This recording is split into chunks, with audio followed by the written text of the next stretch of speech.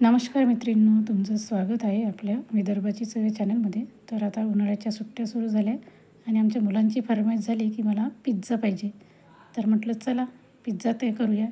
तर त्यासाठी मी घेतला एक पिझ्झा बेस तुम्हाला इझिली कोणत्याही बेकरीमध्ये इझिली भेटू शकतो. तर एका पॅकेटमध्ये 2 येतात. तर मी एक पिझ्झा बेस घेतलेला आहे. त्यावरती मी टोमॅटो सॉस पसरवून घेतलेला आहे. त्याच्यानंतर आपल्याला मेयोनीज हे पण छान त्याच्यामध्ये मिक्स करून दोन्ही पण आता आपल्याला चम्मचच्या साहाय्याने मिक्स करून घ्यायचं आहे.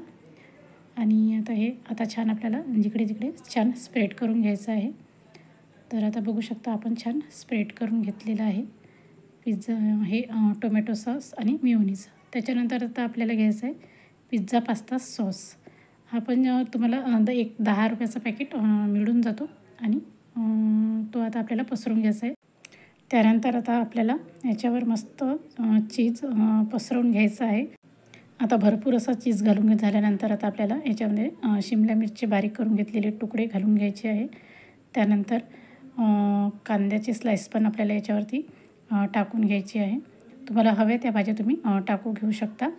तर आता माझ्याकडे शिमला मिर्च, कांदा आणि टोमॅटो हे 3 प्रकार होते, त्याच्यामुळे मी हे 3 टाकून घेतलेले आहे.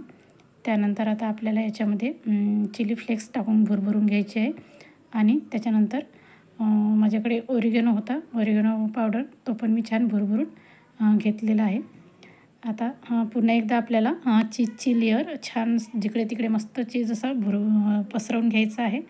जेवढा जास्त चीज तेवढा एक असं स्पंजी आपल्याला पिझ्झा तयार मिळेल. आता मी ताव्याला बटर किंवा तुम्ही तूप लावून घेऊ शकता. त्याच्यावरती आता आपल्याला हा पिझ्झा ठेवून द्यायचा आहे आणि अंदाजे 5 ते 10 मिनटं कमी गॅसवर छान पिझ्झा मेल्ट होईपर्यंत आपल्याला हा खरपूस भाजून घ्यायचा आहे. तुम्ही अधूनमधून चेक करून बघू शकता. तर बघा आपला चीजच छान असा मेल्ट झालेला आणि एक नंबर असा पिझ्झा दिसत आहे. माझ्या घरी तर माझ्या मुलांना खूप मोठ्या प्रमाणात आवडलेला आहे हा पिझ्झा. आमच्याकडे मुलांचे नुकतेच पेपर संपलेले आहे, त्याच्यामुळे रोज काही ना काही फरमाईश होतच असते. तर बघा आता आपला पिझ्झा तयार आहे. तर मी पिझ्झा तव्यावरून काढून घेतलेला आहे आणि छान मस्त असा तयार आहे आता आपला पिझ्झा. आता आपण याला कट करून घेऊया छान 4 बाजूंनी. तर बघा पिझ्झा छान कट करून घेतलेला आहे. तुम्ही पण नक्की ट्राय करून बघा. असा एकदम सोप्या पद्धतीने बनवलेला आहे. आपल्याला बाहेरून काहीच नाही, फक्त एक तर पिझ्झा बेस आणावा लागतो, बाकी सगळं साहित्य तर आपल्या घरीच अवेलेबल असतो. तर बघा मस्त चीज असं मेल्ट झालेलं आहे. आणि हो, जाता जाता लाईक, शेअर आणि सबस्क्राईब करायला विसरू नका बरं का. चला बाय.